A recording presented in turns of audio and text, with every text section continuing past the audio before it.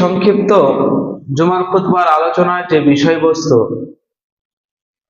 তা হলো চারটি বিষয় সম্পর্কে সংক্ষিপ্তভাবে মূল ধারণা আমাদের স্পষ্ট করা, যাতে করে আমাদের পূর্ণাঙ্গ একটা সঠিক ধারণা আসে এবং ইবাদত বান্দি করতে গিয়েও মনের মধ্যে একটা তৃপ্তি আসে। তার প্রথম হচ্ছে তাওহীদ, যার বিপরীত হচ্ছে শিরক। 3 নম্বর যে বিষয় সেটা হচ্ছে সুন্নাত, যার বিপরীত বিদআত। এই চারটি বিষয়ের কম্বাইন্ডে একটি আলোচনা আপনাদের সামনে পেশ করবো। মা তাওফীক ইল্লা বিল্লাহ। বহু মানুষ আমরা ইসলামের অনেক কিছু জানার পরেও মূল বিষয়গুলো আমাদের থেকে যায় অজানা, যার কারণে মূল বিষয় বা মৌলিক বিষয়গুলি আমাদের ত্রুটি থেকেই যাই, যেখান থেকে আমরা বেরোতে পারি না। তা সংক্ষিপ্ত হবে আপনাদের সামনে আলোচনায়, যার প্রথম দুটি হবে করণীয়, যার মধ্যে চারটি জিনিসের মধ্যে দুটো হবে করণীয় পালনীয়, এবং পরের যে দুটি সেটা হচ্ছে বর্জনীয়, যেটা আমাদের ঈমানকে মজবুত করবে। যদি আমরা এই চারটি বিষয়কে মজবুত ভাবে ধারণ করতে পারি, শিখতে পারি, আমলে বাস্তবায়ন করতে পারি, তাহলে আমাদের ঈমান আরো মজবুত হবে ইনশাআল্লাহ। তো চলুন আমরা প্রথমে তাওহীদ। তাওহীদ কি? আমরা তো অনেক শুনে এসেছি তাওহীদ। আসলে তাওহীদ কাকে বলে? তাওহীদ বলতে কি বোঝানো হয়? আমরা মুসলিম, ইবাদত করার পরেও আমরা তাওহীদ সম্পর্কে অজানা।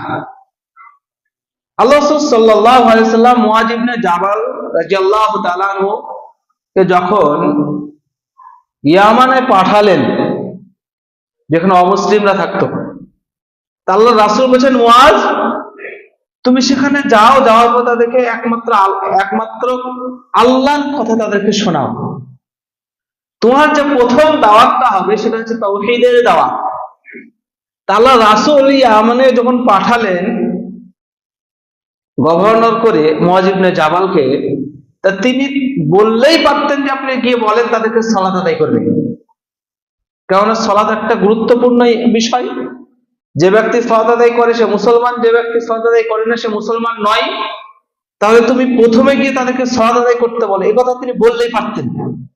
কিন্তু আল্লাহ রাসূল সাল্লাল্লাহু আলাইহি ওয়াসাল্লাম যেটা শিখালেন, যেটা বললেন মুআয ইবনে জাবালকে, যে তুমি গিয়ে তাদেরকে এক আল্লাহর দাওয়াত দাও, তাওহীদের দাওয়াত দাও।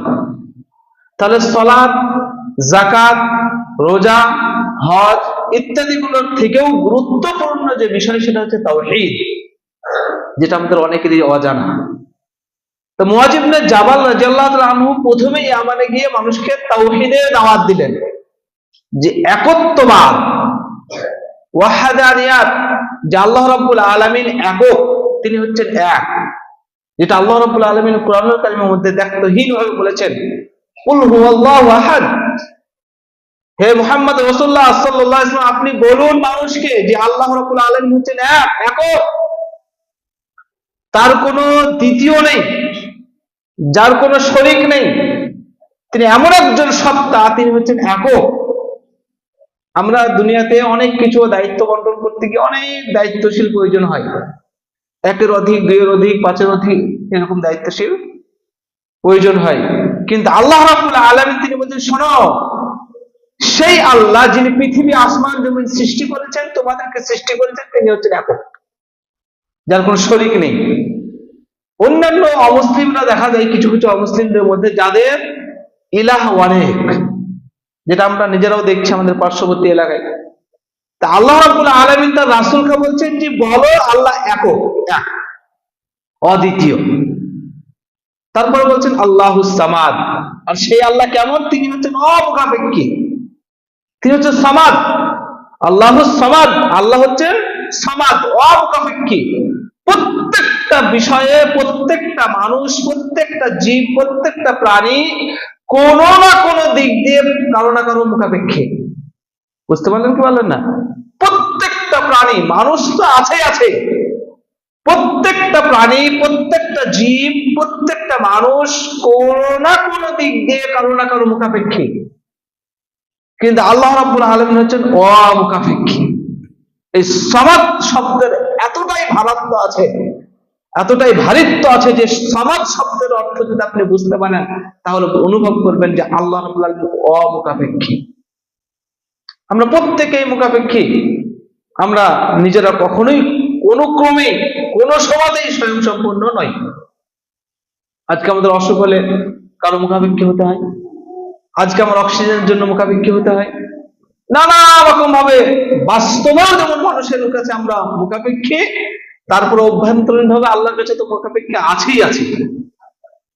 তাহলে প্রত্যেকটা প্রাণী, প্রত্যেকটা মানুষ, প্রত্যেকটা সৃষ্টি সবাই হচ্ছে মুখাপেক্ষী আল্লাহ রাব্বুল আলামিনের। কিভাবে?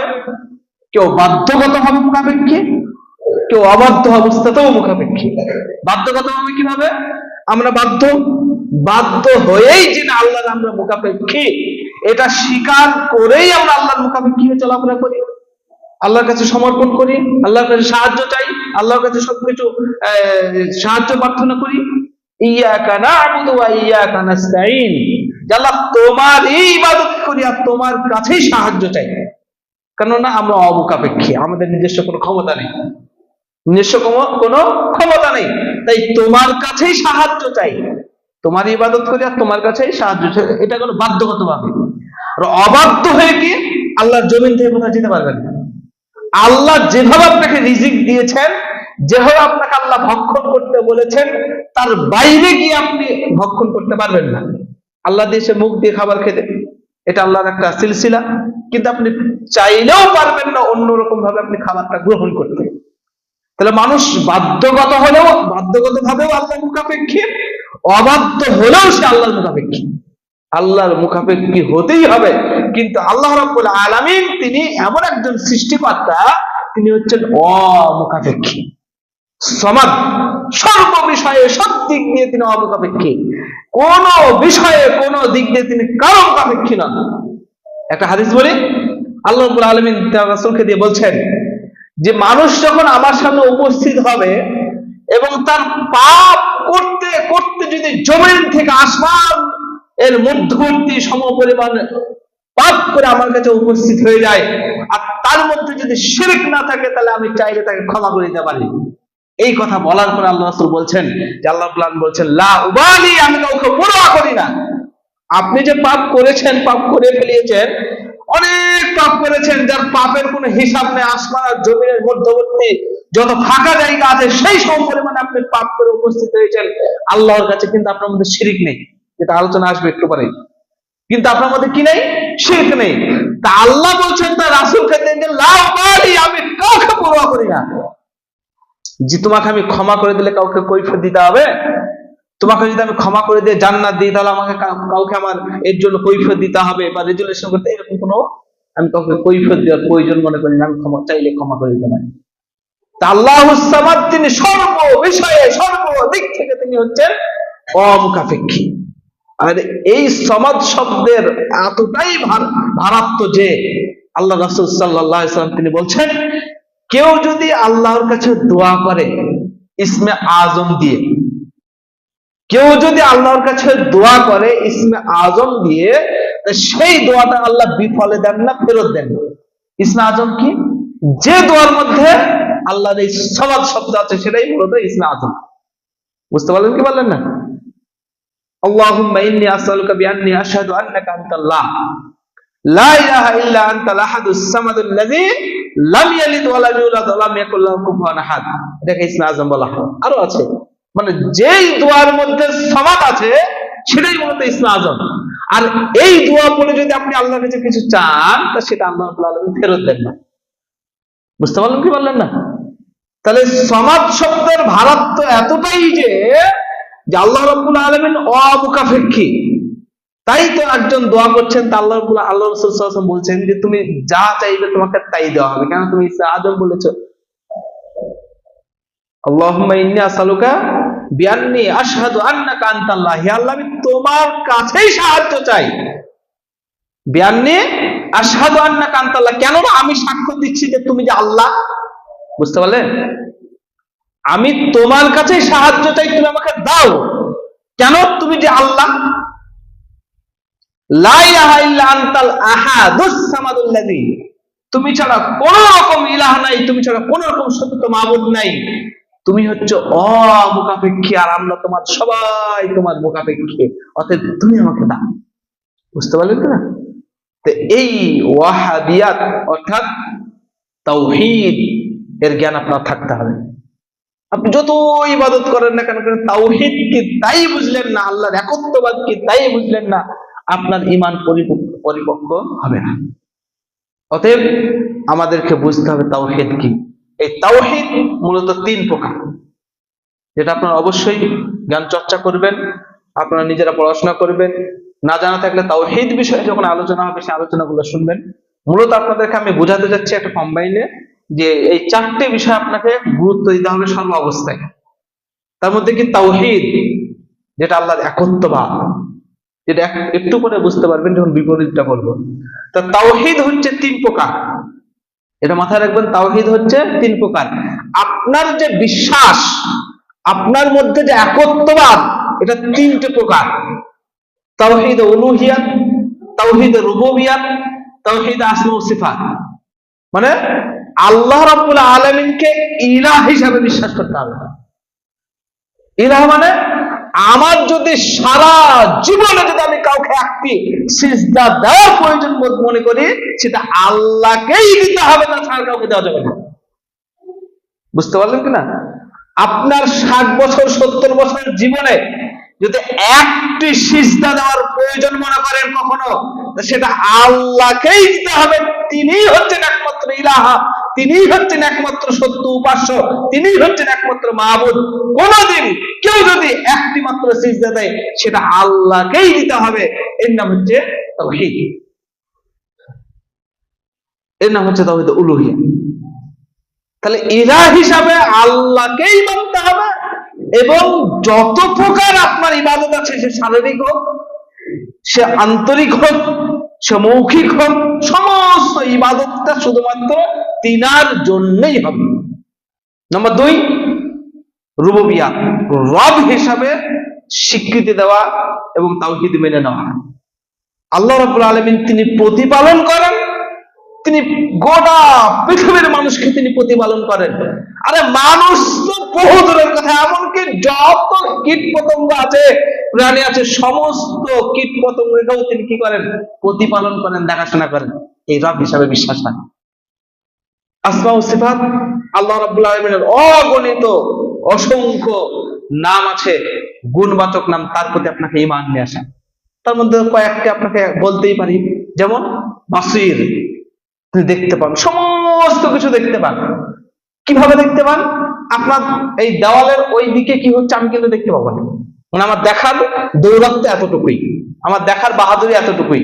কিন্তু আল্লাহ রাব্বুল আলামিন তিনি হচ্ছেন বাসীর, তিনি এমন একজন সৃষ্টিকর্তা, তিনি সমস্ত কিছু দেখতে পান, কোন আল তার কাজ করে না। তিনি সেই সপ্তম আসমানের উপরে আপনার বসে আছেন, যেখানে তিনি সমাসীন আছেন, সেখান থেকে গোটা পৃথিবী এবং পৃথিবীর মধ্যে যা কিছু আছে সবই তিনার চোখের সামনে, তিনি সবই কিছু দেখতে পান।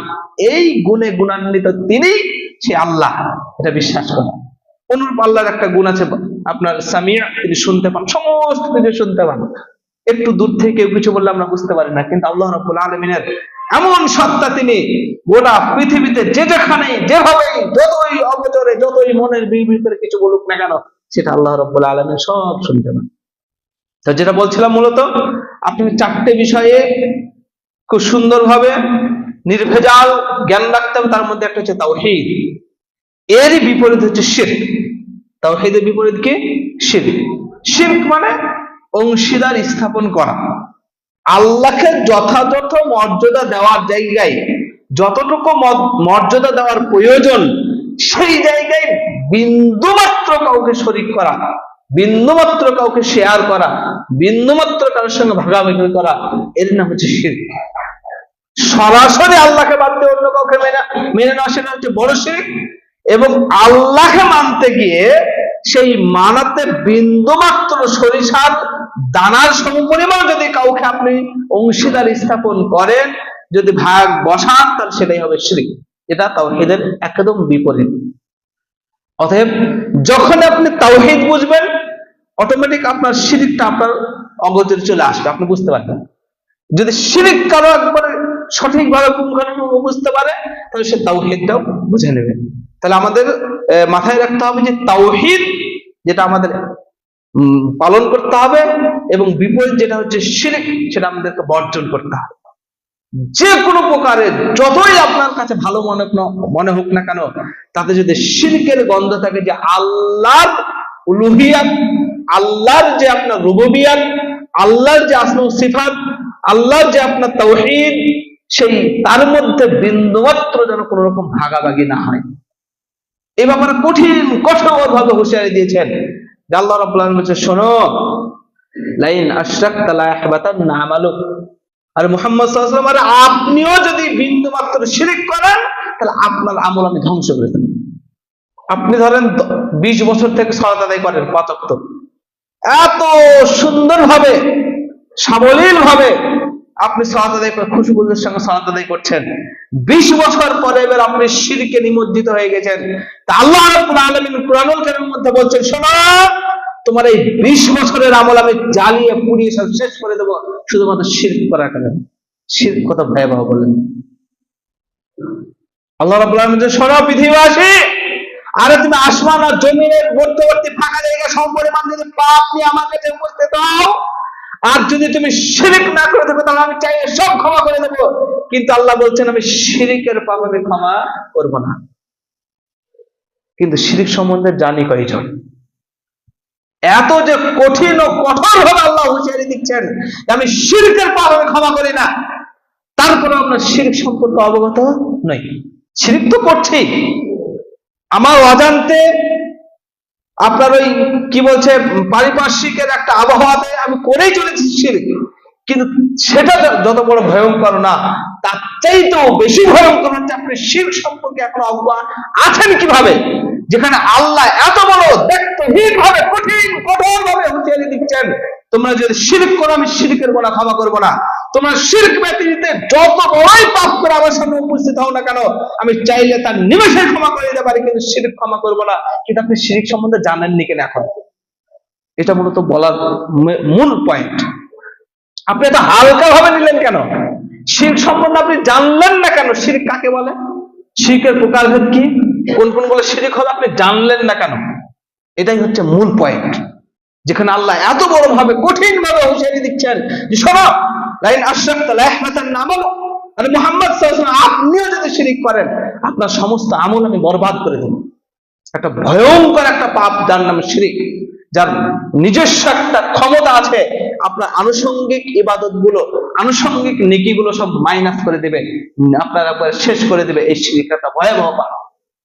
এই শিরকের পাপ আল্লাহ ক্ষমা করেন না। তাছাড়া যত পাপ আপনি করেছেন সেই পাপ আল্লাহ চাইলে ক্ষমা করে দিতে পারে। আপনি শিরক সম্বন্ধে জানলেন না কেন? এই জায়গায় আসেন প্রথম কথা, আপনি কেন শিখলেন না? আপনার সমস্ত বিদ্যা অর্জন করতে পারেন, তাই না? আপনি ইংরেজি পারেন, ভূগোল পারেন, ম্যাথামেটিক্স পারেন, জিওগ্রাফি পারেন, আপনার যত যা আছে লাইফ সায়েন্স, ফিজিক্যাল সায়েন্স সবই পারেন, আপনি নাকি আল্লাহর কথা বুঝতে পারেন না, তাই না? কানাকে হাইকোর্ট বুঝাচ্ছেন যে আল্লাহ আপনার জন্যই কোরআন পাঠালেন, যে আল্লাহ আপনার হেদায়েতের জন্য নবী রাসূল পাঠালেন, আপনাকে সংশোধন করে জান্নাত দেওয়ার জন্যই আসমানি গ্রন্থ পাঠালেন। আল্লাহর কথা সেই কালামে লেখা আছে, সেই কোরআনে, আর আপনি বলছেন আল্লাহর কথা আমি বুঝি না। আপনি কত হতভাগা, তাই না? আপনি কত নাদান, কত কপাল পোড়া মানুষ আপনি, যে সৃষ্টিকর্তা আপনাকে দুনিয়াতে পাঠিয়েছে, যে সৃষ্টিকর্তা আপনাকে রিজিক দিচ্ছে, আলো বাতাস দিচ্ছে, জীবিত রেখেছেন, সেই সৃষ্টিকর্তা গাইডলাইন হিসেবে কোরআন মাজিদ দিয়েছেন, কালামুল্লাহ, আল্লাহর কথা, আল্লাহর চিঠি পাঠিয়েছেন। আর আপনার সারা জীবনে এত বড় আপনি দুর্ভাগা, এত বড় আপনার কপাল পোড়া, আপনি নাদান দিয়ে সে আল্লাহর কথাটা বোঝার ক্ষমতা অর্জন করতে পারলেন না। এর মতো হতভাগা কেউ আছে? যে আল্লাহ কি বলতে চাইলো সেটাই বুঝলেন না, জীবন পার করে দিলেন, কবরে চলে গেলেন। তা আপনার মতো হতভাগা পৃথিবীতে কেউ আছে? আরে এখন তো বড় সুযোগ, মানে আপনার যতগুলি পৃথিবীতে ভাষা আছে প্রায় ভাষাতেই কোরআনের অনুবাদ বের হয়েছে, তাও তো পড়েন না আপনি। আপনি যদি বাংলা অনুবাদ দেখেও কোরআনটা পড়ার চেষ্টা করেন যে আল্লাহ কি বলেছে একটু বুঝিয়ে তো, তাও তো আল্লাহকে কি বলতে পারবেন, তাও তো পড়েন না আপনি। এই কোরআনেই তো আল্লাহ বলছেন, শোনো, ওয়াল্লাযী আরসালা রাসূলাহু বিল হুদা ওয়া দীনিল হক, হে পৃথিবীবাসী, আমি এই রাসূলকে সঠিক ধর্ম দিয়ে, সঠিক দ্বীন দিয়ে পৃথিবীতে পাঠিয়েছি। এই সঠিক দিন ও সঠিক ধর্মতে দুনিয়াতে পাঠিয়েছি। যদিও মুশরিকরা সেগুলোকে খারাপ মনে করে, মুশরিকদের সেগুলো হাতে ঘা লাগে, কিন্তু আমি মুহাম্মদ সাল্লাল্লাহু আলাইহি ওয়াসাল্লামকে সঠিক সত্য দিন পাঠিয়েছি। এই কোরআনে আল্লাহ বলছেন লাইন আশরাকতা লা ইয়াহবাতান্না আমালুক, তোমরা যদি বিন্দু মাত্র শিরক করো তোমাদের আমলকে আমি ধ্বংস করে দেব। এই কোরআনে আল্লাহ বলছেন শোনো, তোমরা যদি শিরক করো তো আমি তোমাদেরকে ক্ষমা করব না। আর এই কোরআনই পড়ার সৌভাগ্য হলো না, কোরআনই বোঝার সৌভাগ্য হলো না, সারা জীবন পার করে দেবেন। আল্লাহ কি জবাব দেবেন? অতএব শিরক এত বড় ভয়াবহ পাপ, আপনি এখনো পর্যন্ত শিরক সম্বন্ধে জ্ঞান অর্জন করলেন না কেন, এর জবাব কি দেবেন? শিরকে নিমজ্জিত আছে সেটা পরের কথা, শিরক আপনার দ্বারা হয়ে গেছে সেটা পরের কথা, আপনার দ্বারা ছোট বড় শিরক হচ্ছে সেটা পরের কথা। আর সেটা আল্লাহর কাছে ক্ষমা চাইলে আল্লাহ ক্ষমা করে দেবে, কিন্তু আপনি শিরক সম্বন্ধে জানলেন না কেন, এটা হচ্ছে মেইন পয়েন্ট। যেখানে আপনার সারা জীবনের আমলকে একবারে বিন্দু মাত্র দ্বিধা করবে না, সব ধ্বংস করে দেবে শিরক করলে, সেই শিরক সম্বন্ধে আমরা এত অজ্ঞ, কি জবাব দেবেন আল্লাহর কাছে? অতএব আসুন, যে কোনো প্রকার আপনাকে শিখতেই হবে, জানতেই হবে।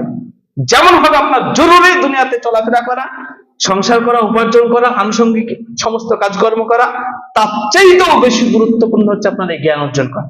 এই কারণেই তো আল্লাহ প্রথমে এই হুকুম দিলেন, ইকরা পড়ো। কোন হুকুম দিলেন না যে নামাজ পড়ো, রোজা রাখো, যাকাত দাও, হজ করো। আরে জাহেলিয়াতে এত কঠিন বর্বর নিয়ম ছিল, নিজের কলিজার টুকরা সন্তানকে জীবন্ত মাটিতে পুঁতে দিত। আল্লাহ প্রথমেই তো ওহী নাযিল করে বলতেন, এই শোনো কুফারে মুশরিকরা, তোমরা শোনো, জাহেলিয়াতের যুগের মানুষ শোনো, তোমরা এত বড় বর্বর নিকৃষ্ট জঘন্য কাজ করো না, তোমাদের সন্তানদেরকে হত্যা করো না। এটা বললেই তো পারতেন। প্রথম যেদিন ওহী নাযিল করছেন আল্লাহ রাব্বুল আলামিন আসমান থেকে জিবরাইল সাল্লাল্লাহু আলাইহি সাল্লামকে দিয়ে, প্রথমে বলছেন ইকরা পড়, আর আপনি পড়া থেকে দূরে, তাই না? আশ্চর্য মানুষ আমরা, যে সৃষ্টিকর্তা বারবার বলছেন তোমরা শিখো, যে সৃষ্টিকর্তা নবী রাসূল পাঠাচ্ছেন, যে সৃষ্টিকর্তা কালামুল্লাহ তার বাণী আপনার সামনে পাঠালেন। আপনাকে ধরেন কোন একটা দেশের প্রধানমন্ত্রী একটা চিঠি লিখে পাঠিয়েছে আপনার উপকারের জন্য, ভালোর জন্য, আপনি বলছেন আমি তো এই ভাষা পড়তে জানি না, চিঠিটা তুলে তাকে রেখে দিন। এটা বুদ্ধিমানের কাজ বলছে?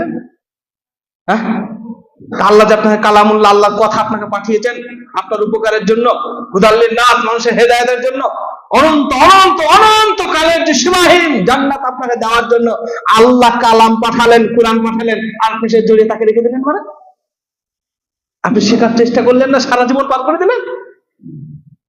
কি জবাব দেবেন আল্লাহকে? যে অতএব শিখতেই হবে। প্রথম যেটা বলছিলাম তাওহীদ, তাওহীদ সম্বন্ধে জ্ঞান অর্জন করুন। যার প্রথম আপনাকে মনে রাখার জন্য বলেছি যে আল্লাহর একত্ববাদ স্বীকার করা, এতটুকু মনে তুলি আলহামদুলিল্লাহ। আর তাওহীদের তিনটে প্রকার। দ্বিতীয়তে বললাম তার বিপরীত হচ্ছে শিরক। যে কোনো প্রকারের শিরক থেকে বেঁচে চলতে হবে, যে কোনো প্রকারের শিরক থেকে বেঁচে চলতে হবে, জান্নাত হবে ইনশাআল্লাহ। দ্বিতীয় যে পয়েন্ট আপনাকে সংক্ষেপে বলি সেটা হচ্ছে সুন্নাত এবং বিদআত। সুন্নাত কি? সুন্নাত, সুন্নাতের আবিধানিক অর্থ যদি আমরা জানি তাহলে দেখতে পাবো পথ পদ্ধতি, বুঝতে পারলেন? পারিভাষিক অর্থ, আল্লাহ রাসূল সাল্লাল্লাহু আলাইহি ওয়াসাল্লাম যে পদ্ধতিতে, যে নিয়ম নীতিতে, যেভাবে তিনি কোনো ইবাদত শিখিয়ে দিয়েছেন সেটা সেইভাবে করার নামই হচ্ছে সুন্নাহ। যেটা আল্লাহ রাসূল বলেছেন, যেটা আল্লাহ রাসূল করেছেন, যেটা তিনি মৌন সমর্থন জানিয়েছেন, সেটাই হচ্ছে সুন্নাত, সেটাকেই বলা হয় হাদিস। অতএব এই সুন্নাতকে আমাদেরকে মানতেই হবে, যা ছাড়া কোনো রকম পরিত্রাণ নেই। অনেকেই হয়তো বলবে যে সবই তো সুন্নাত, সবই তো তাহলে আমরা কেন সহিহ হাদিস বলি? বুঝতে পারলেন? যখনই বলি আমরা কোথায় যে সহিহ হাদিস মানতে হবে, তখন আপনারা বলবেন যে আল্লাহ রাসূলের কথা মানেই হাদিস, তাহলে সহিহ হাদিস এলো কেন?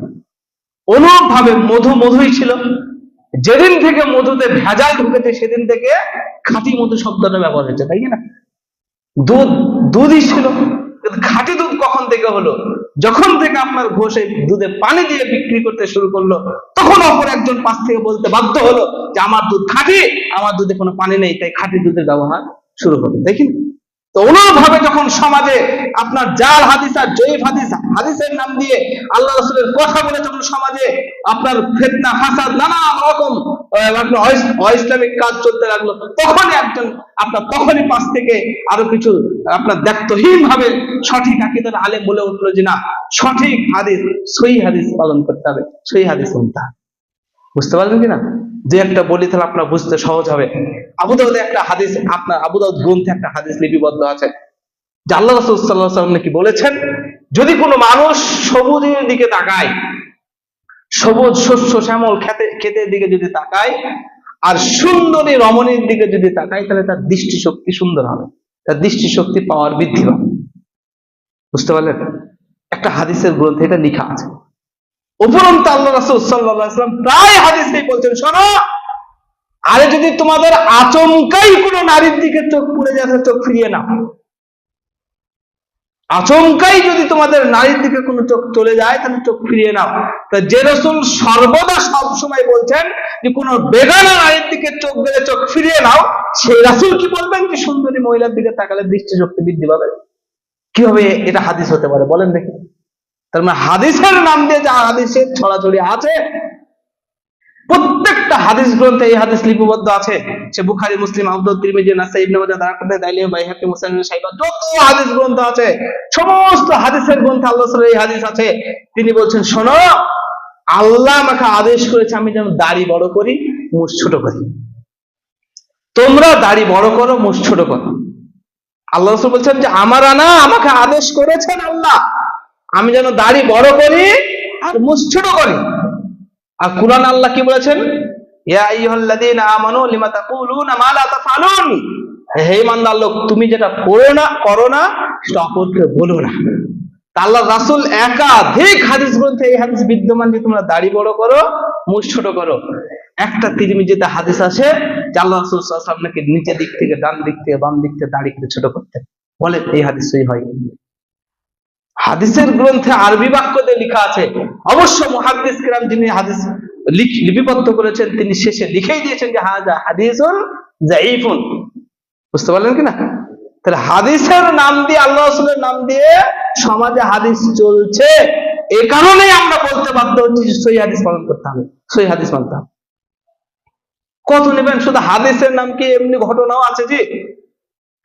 আপনার যেমন দেখবেন কিছু মানুষ বলে জালসার ওয়াজ মাহফিলে যে মা ফাতেমা কান্দিয়া কয় আজ বুঝি হুসাইন কারবালাতে শহীদ হয়, বলে কিনা? কত যে এরকম ঘটনা আছে।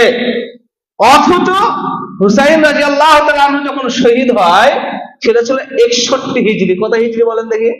61 হিজরি। আর ফাতেমা রাদিয়াল্লাহু তাআলা আনহা যখন মারা গিয়েছেন, সেটা ছিল 11তম হিজরি। তাহলে হুসাইন রাদিয়াল্লাহু তাআলা যেদিন শহীদ হয়, তার 49 বছর 6 মাস আগে ফাতেমা রাদিয়াল্লাহু তাআলা মারা গিয়েছেন। তাহলে কি করে আপনার বিবেকে ধরে যে ফাতেমা কান্দিয়া বলবে যে আজকে হুসাইন কারবালাতে শহীদ হয়? সবই ভিত্তিহীন। কত যে ভিত্তিহীন আছে এইভাবে সমাজের মুখে আপনাকে বলে বোঝাতে পারবো না। এই কারণেই বলা হয় যে সহিহ হাদিসের উপর আমল করতে হবে, সহিহ হাদিস আপনাকে মানতে হবে। যেটা বলছিলাম, অতএব সুন্নাতের প্রতি আপনাকে আগ্রহী হতে হবে, সুন্নাত অনুযায়ী আমল করতে হবে। যেটা যেভাবে আল্লাহ রাসূল বলেছেন সেটা সেভাবেই আমল করতে হবে, তার বাইরে করা যাবে না। যদি আপনি পণ্ডিতি করে করেন, তাহলে সেটাই হয়ে যাবে বিদআত। একটু বুঝিয়ে দিই সংক্ষেপে হবে, হাদিস গ্রন্থ বহু আছে, আপনাকে বোঝানোর জন্য একটু বলি। ধরুন মসজিদে ঢোকার সময় একটা দোয়া করতে হয়, মসজিদে ঢোকার সময় একটা দোয়া করতে, এটা আমরা জানি কিনা বলেন দেখি? কি? আল্লাহুম্মা আফতাহ আলী আবওয়াবা রাহমাতিক, এই দোয়া করতে হয় কিনা? তো এই দোয়া করতে হয়, এটা আল্লাহ রাসূল বলেছেন, এটা সুন্নাত। এবার এই দোয়া পড়লে কত নেকি হবে, কথা আল্লাহ রাসূল বলে যাননি।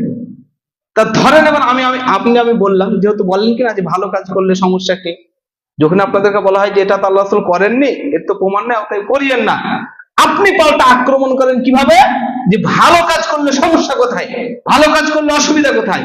তা আল্লাহ রাসূল মসজিদে ঢোকার সময় দোয়া বলেছেন আল্লাহুম্মা আফতাহ আলী আবওয়াবা ওয়া রাহমাতিকা। এই দোয়া করলে নেকি হবে, কারণ আল্লাহ রাসূলের হাদিস আপনি পালন করছেন, কিন্তু কত নেকি সেটা আপনি বলতে পারবেন না। তা আমি যদি ধরেন বলি যে ঠিক আছে, এইখানে মসজিদে ঢোকার সময় আল্লাহুম্মা আফতাহ আলী আবওয়াবা ওয়া রাহমাতিকা না পড়ে সূরা ফাতিহা পড়ে ঢুকবো, হবে? ভালো কাজ তো। সূরা ফাতিহা পড়া কি খারাপ কাজ বলেন? সূরা ফাতিহা পড়া কি গুনাহের কাজ? এটা তো ভালো কাজ। তো মসজিদে ঢোকার সময় আগামী কাল থেকে আল্লাহুম্মা আফতাহ আলী আবওয়াবা ওয়া রাহমাতিকা না পড়ে সূরা ফাতিহা পড়বো। কেন? আল্লাহুম্মা আফতাহ আলী আবওয়াবা ওয়া রাহমাতিকা পড়লে নেকি হবে, কিন্তু কত নেকি আমি জানি না। কিন্তু সূরা ফাতিহা যদি পড়ি, তাহলে প্রত্যেক হরফ প্রতি 10 নেকি করে পাওয়া যাবে। সূরা ফাতিহাতে প্রায় 150 অধিক অক্ষর আছে। তা 150 অধিক যদি অক্ষর হয় তাহলে নগদ 1500 নাকি পাচ্ছে কিনা।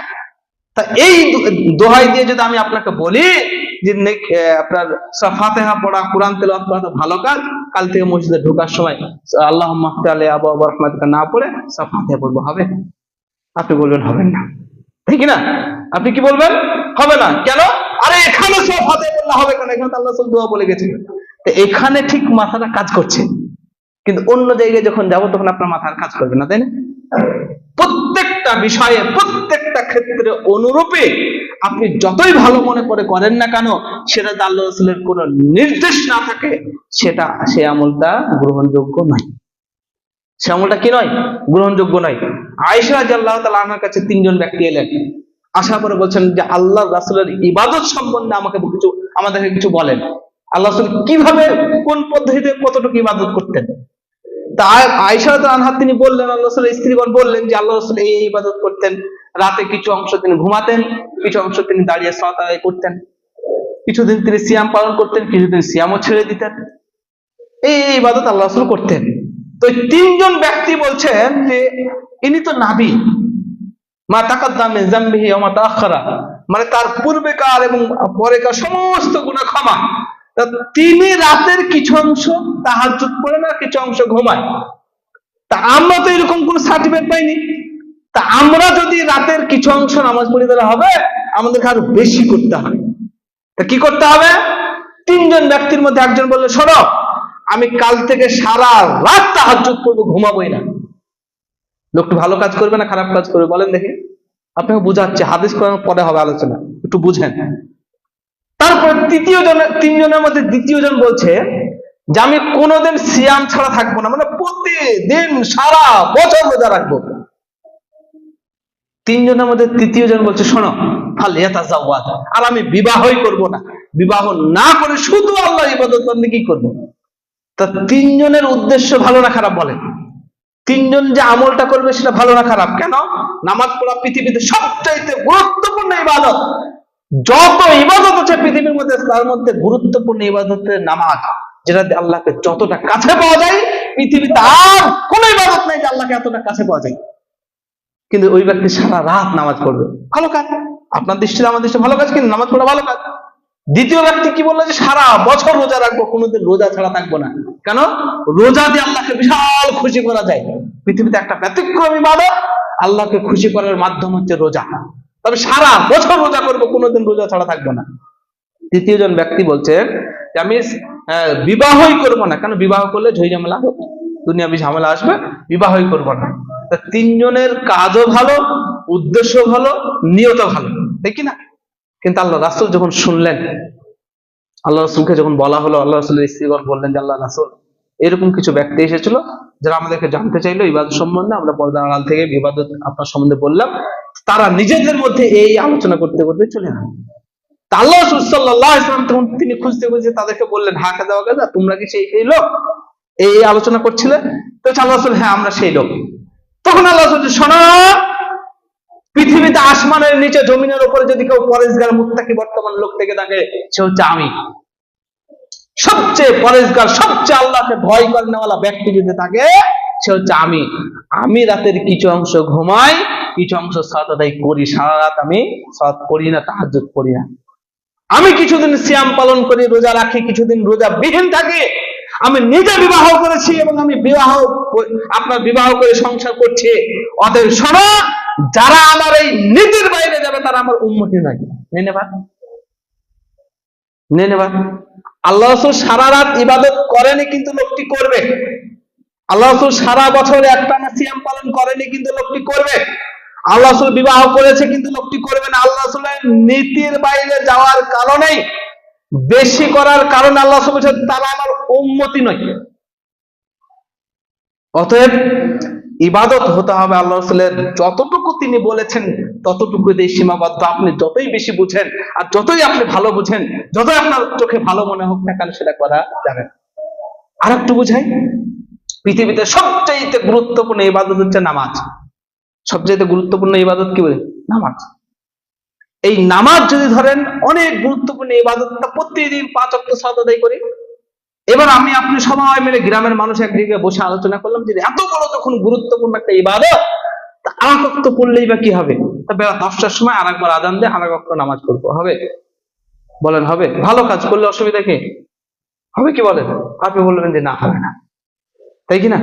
তাহলে ভালো কাজের দোহাই দিয়ে অতিরিক্ত করাটাও কিন্তু যাবে না। তারপরে অনেকেই আবার কি বলে, যখন আপনাদেরকে বলি যে ধরেন এটা করেন না, এই মাজারে যাইয়েন না, এখানে পীরের কাছে যাইয়েন না, এই কবরে সিজদা করেন না, আপনি বলেন নিষেধ কোথায় আছে লিখাও, দেখাও, বলেন কি না?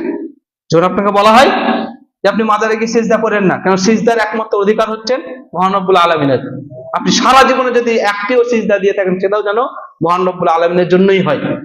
এবার যখন আপনাকে নিষেধ করি মাজারে গিয়ে সিজদা করিয়েন না, আপনার এই কবরে গিয়ে সিজদা করিয়েন না, আপনার এই পীরের কাছে গিয়ে সিজদা করেন না, তখন আপনি বলেন কোথায় নিষেধ লেখা আছে দেখাও, দেখাও তো, বলেন কিনা?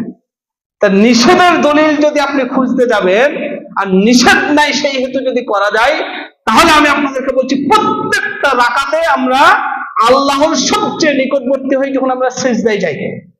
তাহলে এত বড় একটা গুরুত্বপূর্ণ একটা রুকুন সিজদা, তা প্রত্যেক রাকাতে 2টি করে সিজদা দিই, তা আজ থেকে যদি 3টে করে সিজদা দিতে হবে না?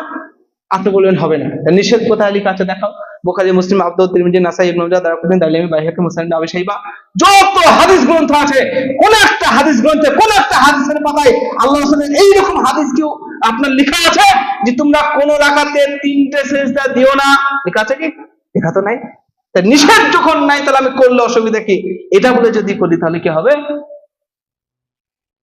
আমাদের মাথায় কিছু আপনার মানে কাজ করে কি, সংকীর্ণতা কাজ করে, যে নিষেধ যখন নাই করলে সমস্যা কি? বুঝতে পারলেন কিনা? তা নিষেধ যখন নাই তাহলে আপনাকে যদি বলি ঠিক আছে, আমার যখন কোনো হাদিসে লেখাই নাই, তাহলে প্রত্যেক রাকাতে 3টে করে সিজদা দেবো। আপনি নিষেধের দলিল দেখাতে পারবেন? ওটা পৃথিবীতে কোন একটা হাদিসের গ্রন্থে কোন একটা পাতায় লেখা আছে আল্লাহ রাসূল বলেছেন তোমরা নিষেধ এক রাকাতে 3টে সিজদা দিও না? 2টি সিজদা দিও, এটা লেখা আছে, তিনি নিজেও করে গেছেন, কিন্তু 3টে যে দিও না এরকম তো কোনো নিষেধ নাই। আরে ভাই নিষেধ যখন নাই যদি আমি করি সমস্যা কি? ওই আপনাকে যখন বলছি ভাই মাজারে গিয়ে বা ইতে গিয়ে সিজদা করিও না, তখন আপনাকে নিষেধ কোথায় আছে দেখাও। তাই হলো ধরেন ফজরের নামাজ 2 রাকাত, মাগরিবের নামাজ আপনার জোহরের নামাজ 4 রাকাত, আসরের নামাজ 4 রাকাত, এশার নামাজ 4 রাকাত, মাগরিবটা 3 রাকাত। তা নামাজ পড়া তো ভালো কাজ, নামাজ পড়লে তো আল্লাহর নৈকট্য পাওয়া যায়, নামাজ পড়লে তো আল্লাহর কাছাকাছি হওয়া যায়। তো সব নামাজ যখন জোরটা, মাগরিবটা বিজোড় কেন? কালকে থেকে মাগরিবটা 4 রাকাত নামাজ পড়বো, বলেন হবে? আপনি বলেন হবে না। কেন হবে না? নিষেধ কোথাও আছে? কোন একটা হাদিসের গ্রন্থে, কোন একটা পাতায়, বুখারী, মুসলিম, আবু দাউদ, তিরমিজি, নাসাই, ইবনে মাজাহ, যত হাদিস গ্রন্থ আছে কোন একটা পাতায় লেখা আছে যে পৃথিবীবাসী শোনো, তোমরা যেন কখনোই মাগরিবের নামাজ 4 রাকাত পড়ো না? লেখা আছে কি?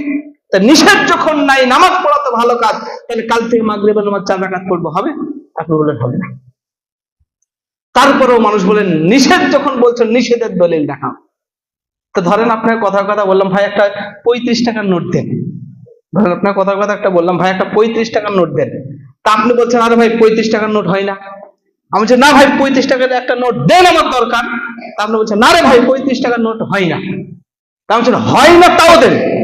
বুঝতে পারলেন? আপনি বলছেন আরে ভাই ব্যাগ কেললে কি আপনি 35 টাকার নোটই তো হয় না, তা আপনাকে দেবো কি? এবারে আমি আপনাকে বলছি হয় না তার প্রমাণ দেন। বুঝতে পারছেন না? যখন আপনাকে বলা হচ্ছে কিনা যে আমলটা করিয়েন না, এটা আল্লাহ রাসূল করেননি, তখন আপনি বলছেন নিষেধ কোথায় লেখা আছে দেখাও। তা নিষেধের আবার দলিল থাকে নাকি? আপনাকে বলছি 35 টাকার নোট দেন, আপনি বলছেন ভাই নেই। তার নাই তার প্রমাণ দেন। তার নাই তার প্রমাণ কি নেবেন বলেন না?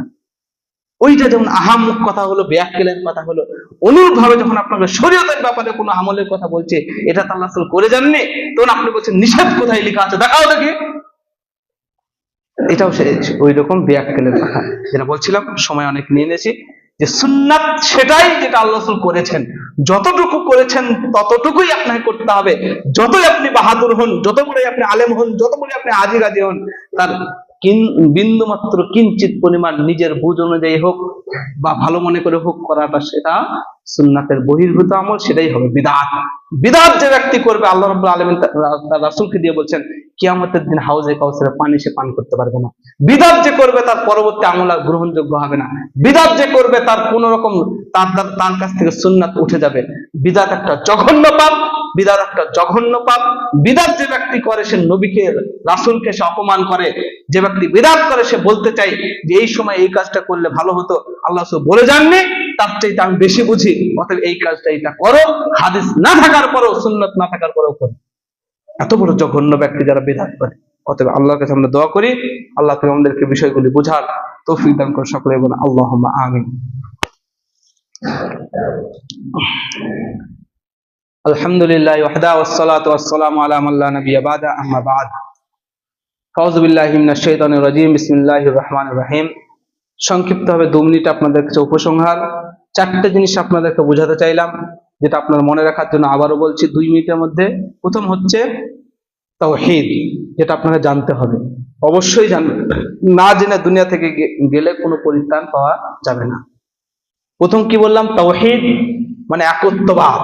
আপনি যেটাই করবেন ইবাদত হিসাবে বা যাই করবেন আপনার বিশ্বাসগতভাবে, সেটা হবে একত্ববাদ, তাওহীদ, এক আল্লাহকে বিশ্বাস করা, মেনে নেওয়া। সংক্ষিপ্ত বলছি। নাম্বার 2, তার বিপরীত হচ্ছে শিরক। আল্লাহকে মানতে, আল্লাহকে বিশ্বাস করতে, ইবাদত করতে গিয়ে বিন্দু মাত্র চুলের সমপরিমাণ কাউকে ভাগাভাগি করা, তার নাম হচ্ছে শিরক। এটা খুব ভয়াবহ পাপ, যেটা আল্লাহ ক্ষমা করেন না। আর একজন বেশ্যা নারীও আপনার একটা কুকুরকে পানি পান করে জান্নাত পেয়েছিল। বেশ্যাবৃত্তি কতটা খারাপ বৃত্তি বলেন দেখি, কতটা বড় ভয়াবহ পাপ বলেন দেখি। তারপরেও তাকে আল্লাহ জান্নাত দিয়েছে। কিন্তু আপনি যে একটা শিরক করবেন, আল্লাহ আপনাকে জান্নাত দেবে না? আল্লাহ যে আপনাকে কোরআনেই বলেছে। বুঝতে পারলেন না মনে হয়? আপনি 5 ওয়াক্ত নামাজ পড়েন যে, তারপরে এবার সিজদা করছেন অন্য জায়গায় আল্লাহকে না দিয়ে। এই পাপ যে আল্লাহ ক্ষমা করবে না আপনি ক্ষমা না চাইলে? কত বড় ভয়াবহ, বুঝতে পারছেন না? একটা বেশ্যা নারী জান্নাতে যেতে পারে, তার একটা আপনার এত বড় পাপ হওয়ার পরও, পাপী হওয়ার পরও, কেন? তার মধ্যে শিরক ছিল না। কিন্তু আপনি নামাজি পরেজগার মানুষ হওয়ার পর আপনাকে জাহান্নাম যেতে পারে, কেন? আপনি শিরক করেছেন, আপনি ক্ষমা চেয়ে যাননি আল্লাহর কাছে। তাহলে শিরক কত ভয়াবহ পাপ, আপনি শিখছেন না কেন? শিরক সম্বন্ধে জানছেন না কেন? নাম্বার 3, সুন্নাত। আপনি যতটুকু ইবাদত করেন না কেন, সেটা যেন রাসূলের সুন্নাত অনুযায়ী হয়। তিনি যেভাবে বলেছেন সেইভাবেই, যেভাবে করতে বলেছেন সেভাবেই, যতটুকু বলেছেন সেই ততটুকু, যে পদ্ধতিতে বলেছেন সেই পদ্ধতিতে, এর নাম হচ্ছে সুন্নাহ। তাছাড়া ইবাদত কবুল হবে না। মাগরিবের নামাজ 3 রাকাত তিনি নিজে পড়েছেন, পড়তে বলেছেন। আপনি যদি পণ্ডিতি করে 4 রাকাত পড়েন, আজীবন যদি পড়েন, গোটা পৃথিবীর আলেম ওলামা যদি এক জায়গায় জড়ো হয়ে তারা যদি মাগরিবের নামাজ 4 রাকাত পড়ে, তবুও একটা নেকিও হবে না, সবাই বিদাতি বলেই গণ্য হবে আল্লাহর কাছে। কি দিয়ে আপনাকে বোঝায়? অতএব সুন্নাত এবং বিদআত, এই 4টে বিষয় সম্বন্ধে আপনারা জ্ঞান অর্জন করুন, পড়াশোনা করুন, জানুন, নিজেদেরকে পরিবর্তন করুন, জান্নাত হবে ইনশাআল্লাহ। আল্লাহ তোমার কাছে দোয়া করি আমাদেরকে এই বিষয়গুলি বোঝার এবং মানার তৌফিক দান করো সকলে বলুন আল্লাহুম্মা আমিন। আল্লাহ তোমার কাছে আরো দোয়া করি আমি সহ সকলকে তুমি হেদায়েতের উপর অটুট রাখো, সকলে বলেন আল্লাহুম্মা আমিন। আল্লাহ তোমার কাছে দোয়া করি প্রত্যেকের কাছে তুমি দ্বীনের সহিহ আপনার হাদিসের